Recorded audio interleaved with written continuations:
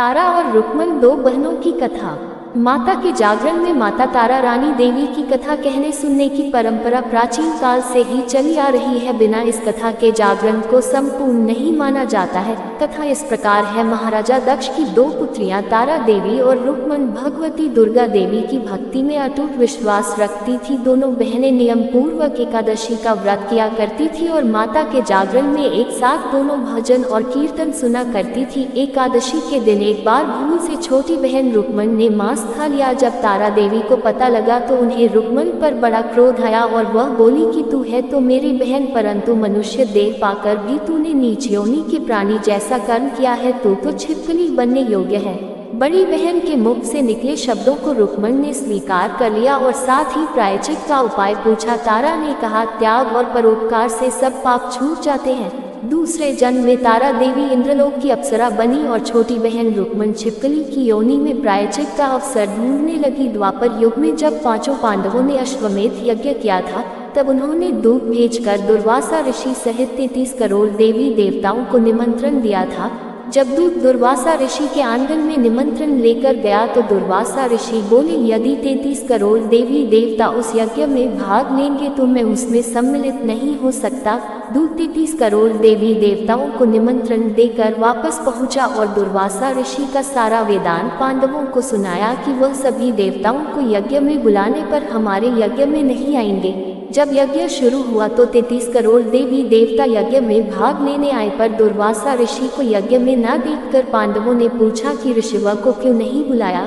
इस पर पांडवों ने नम्रता पूर्वक उत्तर दिया कि उन्हें निमंत्रण भेजा था पर वह अहंकार के कारण नहीं आए। यज्ञ में पूजन हवन आदि समाप्त हुए। तत्पश्चात भोजन के लिए भंडारे की तैयारी होने लगी। दुर्वासा ऋषि ने जब देखा कि पांडवों ने उनकी उपेक्षा कर दी है तो उन्होंने अत्यंत क्रोध करके पक्षी का रूप धारण करके और अपनी चोंच में एक मरा हुआ सर्प लेकर भंडारे में फेंक दिया, जिसका किसी को पता ही न चला।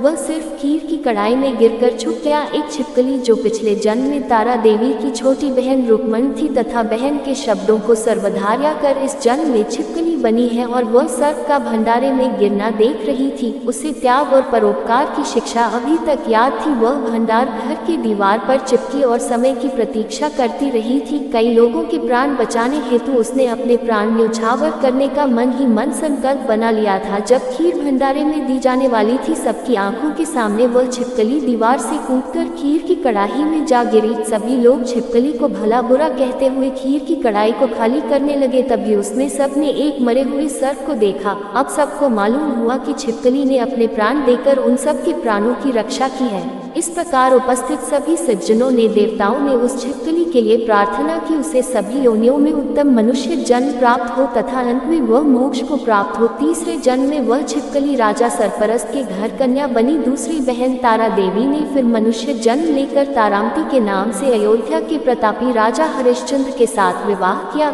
राजा सरपरस्त ने ज्योतिषियों से कन्या की कुंडली बनवाई। ज्योतिषियों ने राजा को बताया कि यह कन्या राजा के लिए हानिकारक सिद्ध होगी, इसलिए इसे मरवा दीजिए। राजा बोले, लड़की को मारने का पाप बहुत बड़ा है, मैं उस पाप का भागी नहीं बन सकता। तब ज्योतिषियों ने विचार करके राय दी कि हे राजन, आप एक लकड़ी के संदूक में ऊपर से सोना आदि जड़वा कर फिर उस संदूक के भीतर लड़की को बंद करके प्रवाहित कर दीजिए। सोने चांदी से जड़ा हुआ संदूक भी अवश्य ही कोई लालच से निकाल देगा और आपकी कन्या को भी पाल लेगा, अतः आपको किसी प्रकार का पाप भी नहीं लगेगा। ऐसा ही किया गया। नदी में तैरता हुआ संदूक काशी के समीप भंगी को दिखाई दिया। भंगी संदूक को नदी से बाहर निकाल लाया। उसने जब संदूक को खोला तो सोने चांदी के अतिरिक्त अत्यंत रूपवान कन्या दिखाई दी। उस भंगी को कोई संतान भी ना थी। तब उसने अपनी पत्नी को वह कन्या लाकर दी तो उसकी पत्नी की प्रसन्नता का ठिकाना ही ना रहा।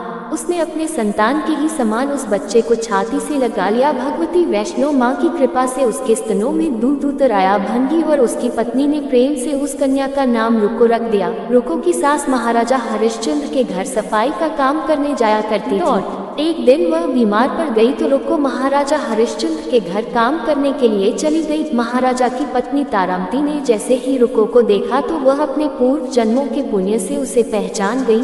तब तारावती ने रुको से कहा कि हे बहन, तुम मेरे यहाँ निकट आकर बैठो। महारानी की बात सुनकर रुको बोली, रानी जी मैं तो नीची जात की भांगी हूँ, भला मैं आपके पास कैसे बैठ सकती हूँ। तब तारामती ने कहा, बहन पूर्व जन्म में तुम मेरी सगी बहन थी। एकादशी का व्रत खंडित करने के कारण तुम्हें छिपकली की यौन में जाना पड़ा था। जो होना था वह हो चुका। अब तुम इस जन्म को सुधारने का उपाय करो तथा भगवती माता वैष्णो देवी की सेवा करके अपने इस जन्म को सफल बनाओ। ये सुनकर रुको बड़ी प्रसन्न हुई और उसने उपाय पूछा। रानी ने बताया कि वैष्णो माता सभी मनोरथों को पूरा करने वाली है।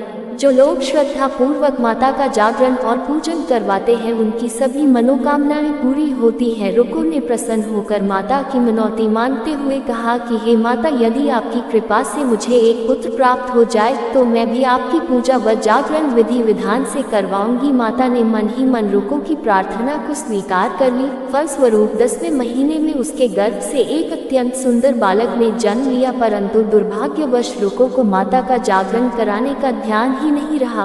परिणाम ये हुआ, जब वह बालक 5 वर्ष का हुआ तो उसे एक दिन माता चेचक निकल आई। रुको दुखी होकर अपने पूर्व जन्म की बहन तारामती के पास आई और अपने बच्चे की बीमारी का सब वेदांत सुनाया। तब तारामती ने कहा, तू जरा ध्यान करके देख कि माता के पूजन तथा जागरण में कोई भूल तो नहीं हुई। तब रुको को 6 वर्ष पुरानी बात याद आ गई कि मैंने तो जागरण और पूजन करवाया ही नहीं, और उसने मन में ही अपने अपराध स्वीकार कर लिए और फिर से मन में निश्चय किया कि हे माँ, बच्चे को आराम होने पर इस बार अवश्य ही आपका जागरण और पूजन करवाऊंगी। भगवती वैष्णो देवी की कृपा से बच्चा दूसरे दिन स्वस्थ हो गया और बिल्कुल ठीक हो गया। तब रुको ने देवी जी के मंदिर में जाकर पंडित जी से कहा कि मुझे अपने घर माता का जागरण करवाना है, अतः आप मंगलवार को मेरे घर पधार कर मुझे कृतार्थ करे। पंडित जी बोले, अरे रुको, तो यही 5 रुपए दे जा, हम तेरे नाम का यही जागरण करवा देंगे। तू तो नीची जात की स्त्री है, इसलिए हम तेरे घर में जाकर देवी का जागरण नहीं कर सकते। रुको ने कहा, पंडित जी, माता के दरबार में तो ऊंच नीच का कोई भेदभाव नहीं होता, वह तो सब भक्तों पर समान रूप से कृपा करती है, अतः आपको कोई ऐतराज नहीं होना चाहिए। इस पर पंडितों ने आपस में विचार कर कहा, यदि महारानी तारामती तुम्हारे घर जागरण में पधारे तो हम भी आना स्वीकार करेंगे। ये सुनकर जब रुको महारानी के पास गई और सारा वृतांत कह सुनाया, तब तारामती ने जागरण में शामिल होने का आमंत्रण स्वीकार कर लिया। जिस समय रुको पंडितों से यह बात कहने गई कि तारामती रानी जागरण में आएंगी, उस समय सायन नाई ने बात को सुन लिया था और उसने महाराजा हरिश्चंद्र को जाकर सूचना दे दी। राजा ने सायन नाई की बात को सुनकर कहा कि तेरी बात तो झूठी है, महारानी भांगियों के घर जागरण में कभी नहीं जा सकती। फिर भी परीक्षा लेने के लिए राजा ने उस रात अपनी उंगली में थोड़ा सा चीरे का निशान लगा लिया, जिससे राजा को नींद न आवे। रानी तारामती ने देखा अब जागरण का समय हो रहा है परंतु महाराज को नींद नहीं आ रही है, तो उसने माता वैष्णो देवी से मन ही मन प्रार्थना की, हे माता, आप किसी उपाय से मेरे महाराज को सुला दे ताकि मैं आपके जागरण में सम्मिलित हो सकूं। तब राजा को नींद आ गई तो तारामती ने रोशनदान से रस्सा बांधकर महल से उतरकर रुको के घर जागरण में जा पहुंची। उस समय जल्दी के कारण रानी के हाथ से रेशमी रुमाल तथा पांव का एक कंगन रास्ते में ही गिर पड़ा। उधर थोड़ी देर बाद राजा हरिश्चंद्र की नींद खुल गई, तब वह भी रानी का पता लगाने के लिए निकल पड़े। मार्ग में कंगन और रुमाल उन्होंने देखा और राजा ने दोनों चीजें रास्ते से उठाकर अपने पास रख ली और जागरण वाले स्थान पर जा पहुंचे। जहां जागरण हो रहा था वहां एक कोने में चुपचाप बैठकर सब दृश्य देखने लगे। जब जागरण समाप्त हुआ तो सबने माता की आरती व अरदास की। उसके बाद प्रसाद बांटा गया। रानी तारामती को जब प्रसाद मिला तो उसने झोली में रख लिया। ये देखकर लोगों ने पूछा कि आपने प्रसाद क्यों नहीं खाया? यदि आप प्रसाद नहीं खाएंगे तो कोई भी प्रसाद नहीं खाएगा।